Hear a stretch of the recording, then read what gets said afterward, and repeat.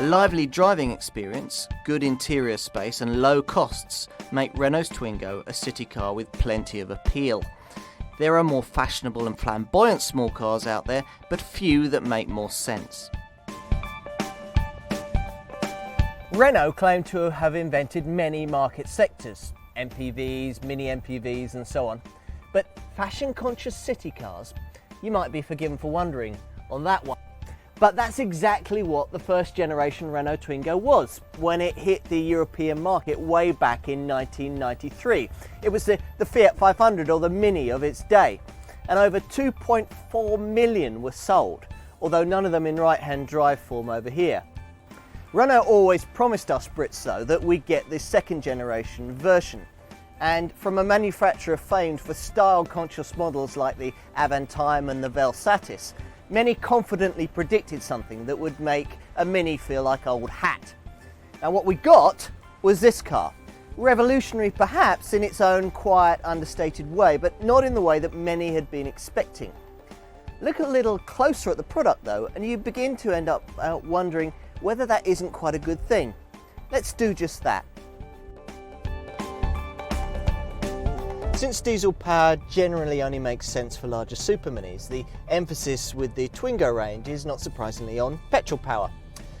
The units in question, like the chassis, are borrowed from the last generation Clio. And for keen drivers, that's good news, because the Clio 2 was recognised as having one of the most fun and most capable small car platforms around. Now, electrical variable power assistance for the steering is standard, and the GT and Renault Sport Twingos get beefier setups to complement the use of stiffer bushes for their suspension setups. So what's it like in day-to-day use? Well, the Twingo serves up a pleasantly urgent driving experience in the kind of urban areas where it's predominantly going to be used. The ride, well, it isn't the crash-bang wallop affair that's served up by some small cars, especially minis with big wheels. And the ride over poor surfaces is actually really good. As I've already suggested, it's quite good fun to chuck about too, changing direction promptly and cornering with the kind of agility that makes you keen to try the top-of-the-line Renault Sport model. That car zips to 60 in under 8 seconds on the way to a top speed of 125 miles an hour. Still, you may not feel the need to live every day like you're at the wheel of a PlayStation game. In which case, the GT model, with its lightly turbocharged 1.2 litre 100 brake horsepower TCE engine, might be a better bet. Or like me, you might take the view that less is more and go for the entry-level 1.2 litre with 8 valves and 60 brake horsepower. There's also a 16 valve 75 brake horsepower version of this engine. City cars tend to fall into one of two categories. They're either fashion statements like the Mini or the Fiat 500, or they focus on practicality like, say, a Fiat Panda or a Ford Ka. Now the Twingo really falls in between these two extremes. The shape is contemporary and fun without being especially arresting, while the body is spacious and airy, but can't be ordered with more than 3 doors. Still, there are a number of novel design touches. The swollen wheel arches, the novel door catches and accessory packs that include flowers, checkers and stripes all indicate that Renault is looking to offer something that's not just another Me Too contender. Other noteworthy features include a centrally mounted instrument cluster and no fewer than 11 storage areas dotted around the cabin. Expect to pay between £8,000 to £12,000 for your Twingo, depending on the specification that you choose. That's uncomfortably close to a super mini like Renault's own Clio, though to be fair, most rivals are comparably priced. Slightly more than you'd pay for a far recent alternative, but a lot less than you'd pay for a comparable Mini.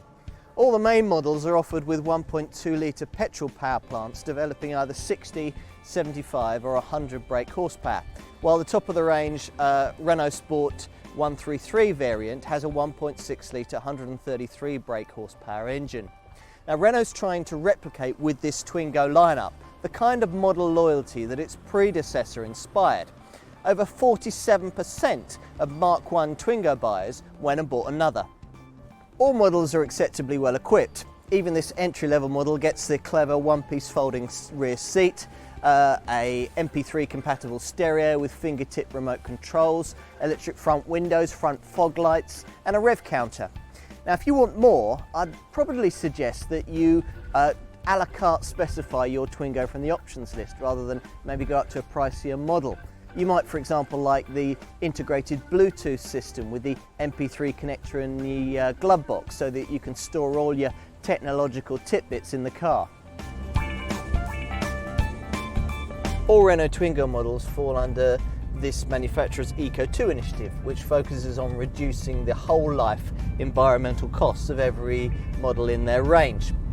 Now, the entry-level 60 brake horsepower version that I'm driving here actually is the best performer in the lineup when it comes to this, with its 50.4 miles to the gallon combined fuel economy and its 132 grams per kilometre CO2 emissions showing.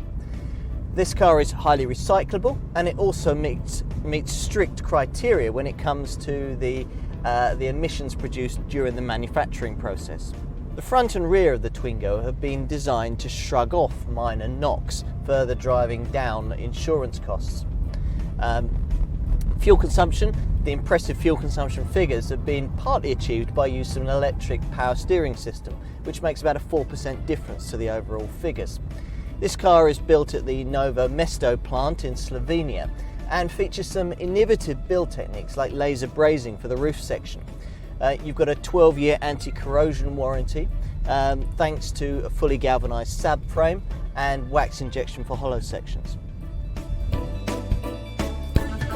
As we're encouraged to live an ever greener lifestyle, Renault is putting its money where its mouth is, recycling their old Clio platform and producing this Twingo for lifestyle conscious buyers who don't want anything too in your face. Though not as comparatively groundbreaking as the original, it'll still appeal to younger buyers who want something inexpensive yet still relatively chic.